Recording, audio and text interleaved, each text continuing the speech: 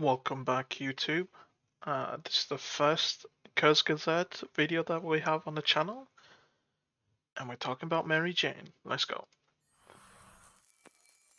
Cannabis has been vilified to a ridiculous degree for the last century, but it's now finally being decriminalized in more and more places around the world. It's just recently been legalized in Germany, and for very good reasons. Compared to legal Really? drugs like alcohol, which will cause 1 in 20 deaths just this year, cannabis is pretty mild. So, to justify harsh prosecution and punishment, its negative effects have been wildly overstated. Naturally, Okay, libtard. This blue blue channel. This libtard channel. there was a lot of pushback, and here's something went wrong. If you followed the discourse over the last few years, you might have got the impression that weed has almost only upsides and few, if any, negative side effects. Yeah, the potheads, dude, they just rave about it. All the good stuff. And they say a lot of shit that is probably not true at all. But they don't ever mention the downside of like how lethargic a lot of people are on that stuff.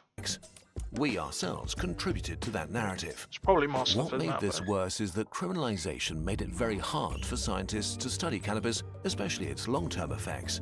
They faced bureaucratic and legal hurdles, and studies often had to rely on small sample sizes. In the last few years, this finally started to change, so it's time to bring new evidence to the discussion. And, well, it's not pretty. While weed is still much less harmful than alcohol, it does have a dark side. It is more addictive than we thought and can have significant negative effects if you use it. Yeah, this is obvious. I've always thought this. Like, for me, it's not really that addictive. I'm not like a. It didn't stick with me at all. I think it's because I just don't like the taste. But yeah, the pods are like, dude, it is not addictive, and they're the ones puffing 24/7. Like, can't stop at all. Can't sleep without it. Can't eat without it. And they say it's like not addictive. Like, come on, you're crazy. It long term. It seems that. What are you doing? Yeah, Before you tell us how dumb we are, please watch the video. To be crystal clear, we think prohibition doesn't work and cannabis should be legal. But this also means that we need to treat it as what it is, a drug, with unique upsides and downsides. So, yeah. Like something that you inhale that is not like your body isn't naturally producing. I'm sorry, but it's gonna have like some bad side effects if it's not in your system naturally, and you're putting that stuff in your system. Yes, there will be upsides, but you gotta talk about the downsides. When your lungs didn't evolve to like have smoke in them with like THC, so like, and your brain as well. It didn't evolve to have that. Maybe in the future, maybe, but currently, that's not how humans work. So. let's take an honest look at some of the latest research together. Weed is getting stronger and stronger. Cannabis's magic juice is tetrahydrocannabinol, THC. It docks on your cannabinoid receptors, which affects various brain function. Did I mean like because people's tolerance is like higher and higher, so they're breeding more like harsher, like stronger strains? That might be it. Uh, for me, my tolerance has always been low. Like, I swear, like a single speck of weed would probably would probably give me a buzz. THC activates some regions and calms down others, creating a fun cocktail of sensations. The more THC, the more intense the high. And people seem to be into higher highs, or at least this is what the market is providing. In the US, Canada, and in Europe, the concentration of THC in legal and illegal cannabis products has more than doubled in the last few decades. While ever more potent strains are bred, products like edibles or concentrates with more than 60% THC have become increasingly common, while the share of products with less than 15% THC has declined. Unfortunately, just about every problem weed creates gets worse at higher THC doses. At the same time, more and more people use weed. In the US, more people consumed cannabis daily than alcohol for the first time in 2022. In Canada, 26% of people 16 and older use it, up from 22% in 2018. It's not possible to say if legalization is the reason for this though, since studies are pretty inconsistent and vary massively between different users. In some, I think it's other things. Sure, legalizing it, but like currently, the world is in a bad spot. A lot of stuff that's making people feel pretty bad. So getting that little bit of escape, and plus the seemingly no downside compared, like with like all the poets saying there's no downsides compared to like alcohol, it's an attractive like alternative to like escape. consumption went up. It's probably a mix of stuff like legalization and having the availability and less downsides and like shitty economy currently, and like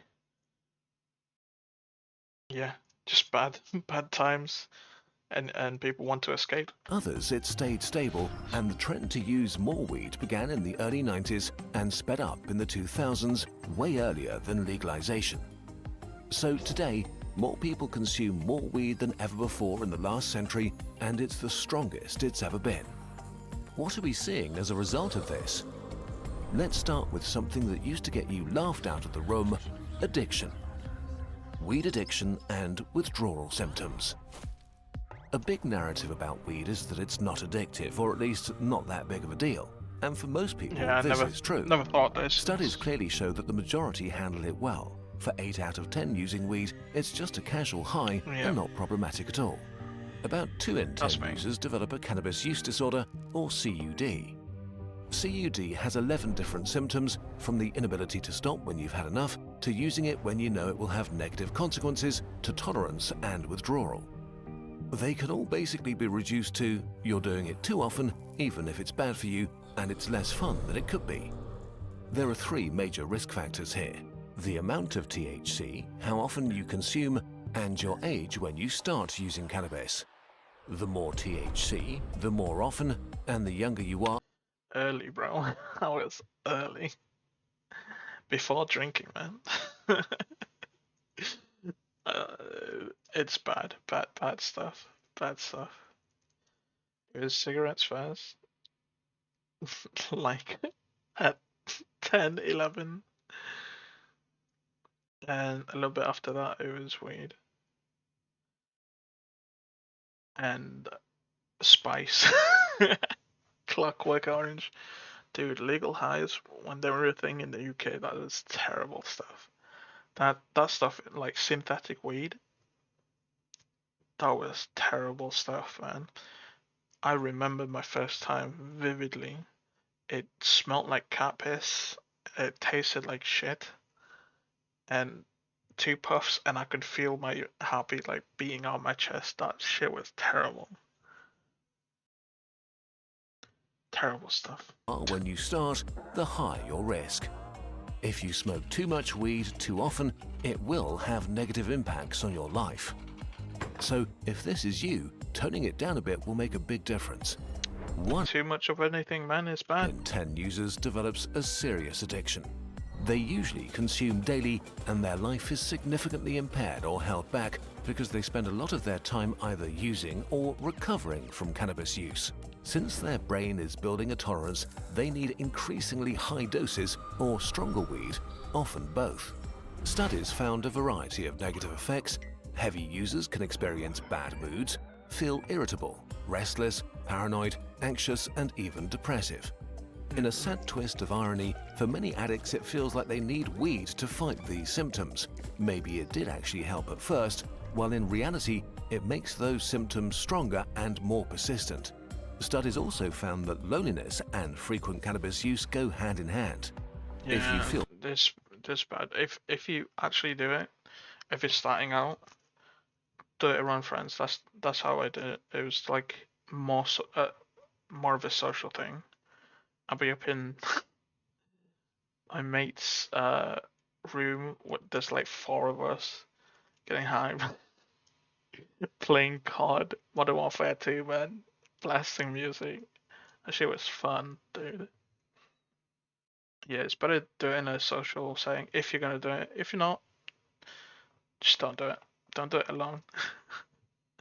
Bad stuff happens when you're doing stuff alone, especially when it comes to drugs. Terrible lonely, stuff. you're more likely to use weed, and if you use weed, you may experience more loneliness. It's not always easy to say which came first, but they seem to reinforce each other. So on the one hand, cannabis makes loneliness feel much less bad. On the other hand, it can also make you feel more socially awkward than you actually are and withdraw from friends. This can lead to a downward spiral that ends in self-isolation and chronic loneliness. Another thing many people who consume a lot experience is a mental numbness that makes boredom feel okay because it impacts the reward system of your brain. Not great, but good enough. You can spend your days killing time binging mildly interesting stuff, being numb rather than having fun. Boredom is a signal to your mind to get creative or learn something new, but this is suppressed. This also makes quitting so much harder because your daily routines suddenly seem boring and unexciting, making it very tempting to go back. If you find yourself using constantly, this can also stunt your development as a person. The numbness dulls bad feelings, making it easy not to deal with them. But in life, you can only Dude, I've had like friends who talk about people like this. I've never had friends like this because they were always like like socialites and very extroverted. So when it came to like weed use, it was in a social setting. This never happened to them, but I've had friends talk about like how some of their friends are like fucked by this because they're like always needing weed and then they slowly just wean themselves out of social interactions and then they're never seen again. Like, I'm glad I never reached this part, man.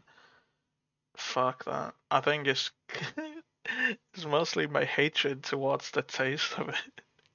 I hate the taste of it so bad. But I'm glad I never got into like edibles. Fuck that, man. I'd be on. This would be me, man. If I ever got into like edibles. only get over bad feelings if you actually feel them, and you have to process them to grow. Lastly, let's talk about physical withdrawal symptoms. The more you consume, the worse they'll be for you, especially if you use daily. Withdrawal can cause headaches, sweating or chills, decreased appetite, in severe cases even fever, nausea and abdominal pain.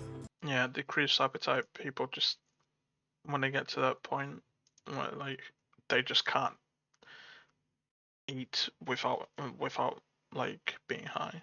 It's physically impossible for them for some reason.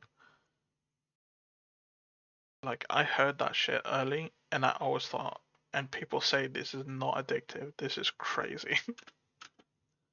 You might have trouble falling asleep, and if you do, you might have disturbing and vivid dreams. The withdrawal can put you in Damn, I don't need. I have those dreams currently, man. Yeah, that those dreams like happen because of like bad circulation. I normally sleep on my belly, on my stomach, so like I have my hands under my chin, and it cuts circulation, and that pain gives me like weird, weird dreams at night, like very vivid. It's I should probably sleep on my side more, but a depressive mood where life feels daft and pointless. You can feel restless, angry, anxious, or nervous. You may feel unable to do anything at all. After a few days, these symptoms will begin to subside, and after a few weeks, they'll be gone entirely. The exact time depends on how much and how long you've been consuming cannabis. Now, let's get to the worst part. Weed may damage your brain. This No shit. No shit. Something that chemically alters the way your brain works damages it. Wow. Back in the day, you'd be called fucking crazy if you ever said stuff like that. section was not fun to research because But I've had friends who like actually go dumber. No joke. I've had friends before weed and after like their use of weed, they're like slower mentally. It's, I don't think it's like cognitive like ability. I think it's just processing. Like they could still do stuff, but it's just how long it takes. That's the issue. there's fierce debate among researchers how bad weed is for your brain and whether it has irreversible long-term consequences or not. There's no consensus yet, and it's hard to say anything definitive. Having said that, THC directly interferes with critical brain chemistry. There is some evidence that it may alter its structure. If it does, this may go away again if you quit after a few years, or not. We don't know yet. The consequences vary a lot between individuals, but especially for heavy users, they have a variety of potentially unfunny downsides. The most common one is that your memory gets significantly worse. Sustained heavy use may reduce your ability to learn, your reasoning, perception, attention span, decision-making, language abilities, and impulse control. Most negative effects seem to go away or at least weaken over time after you quit, but again, we simply don't know enough and need more research. Where the evidence is much clearer is that consuming a lot of weed is really bad for teenagers on multiple levels. Yeah, because the brains are like not even they're functioning on like 2 brain cells currently, so the brain isn't even developed. So yeah, I think it's 25. Well, it's like fully developed. So if your brain's still growing, then yeah, you're kind of fucked. And that's me as well. The amount of shit I did early. Fuck's sake, dude. If you start using heavily early, you have many more years to build up potentially negative side effects. Teens who use a lot are much more likely to become addicted to weed. This may just be correlation and weed may not be the underlying cause, but heavy weed users are more likely to perform poorly in school and less likely to finish their education. They are, on average, less satisfied with their life and what they've achieved. This may simply be because if your memory and motivation are stunted, you have fewer interesting experiences and forget the ones you do have. And there is strong evidence that teen users are way more likely to develop mental health issues like psychosis, schizophrenia, depression, or anxiety later in life. Once again,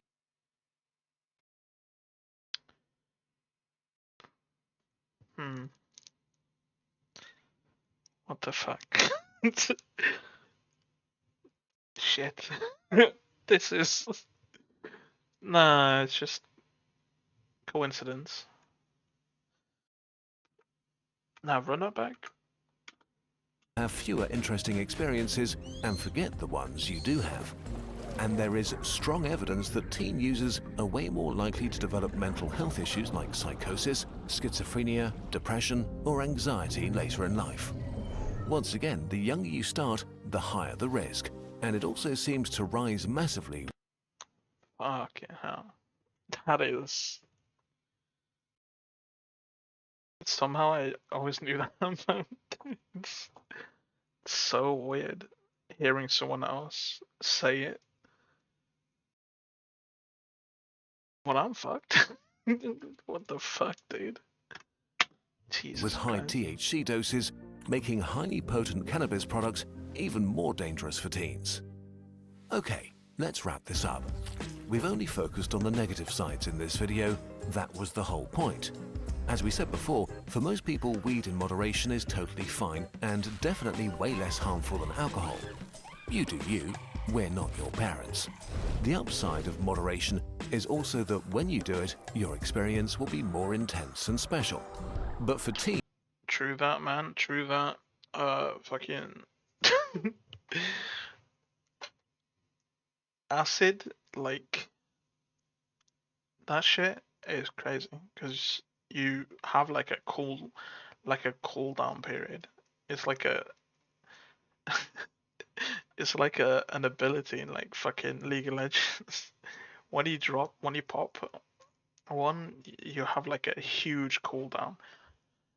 It's like 1 month or something like that. That's what I got told. Like for a similar intense high, if you like when you did it for the first time. I bought like 10. I thought I tried it, and I thought to myself, I'll give myself like 1 week. And next week, it did not do the same amount. It came and went so quick. So yeah, if by the way, don't do acid, guys. Don't do it. Don't do it. Weed, sure, it's safer than anything, but if you are gonna do it, listen to them. Moderation, you get a better high. Apart from me, my tolerance is super low.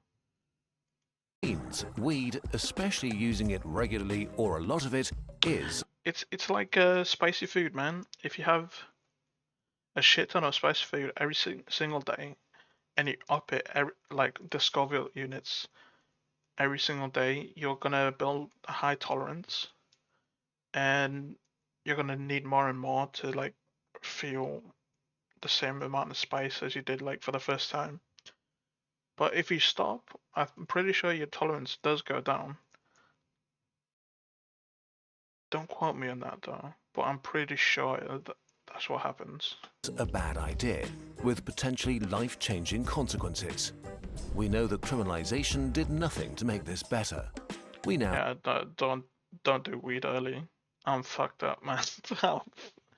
I'm all types of fucked up. I used to be really good in school, pretty smart, projected like to be high scoring, and at the end of it, at the end of secondary school, I fucking sucked so bad because I didn't study anything, didn't feel like doing anything at the end of school. Had to do college. If you're in the UK and uh you got that 2 year from like 16 to 18, you have to do college. But I had to do college because I fucked up my English class. I couldn't just go into work or anything because I needed English as like your basic shit that you needed. So I had to do college. I didn't have a choice to do a job or college.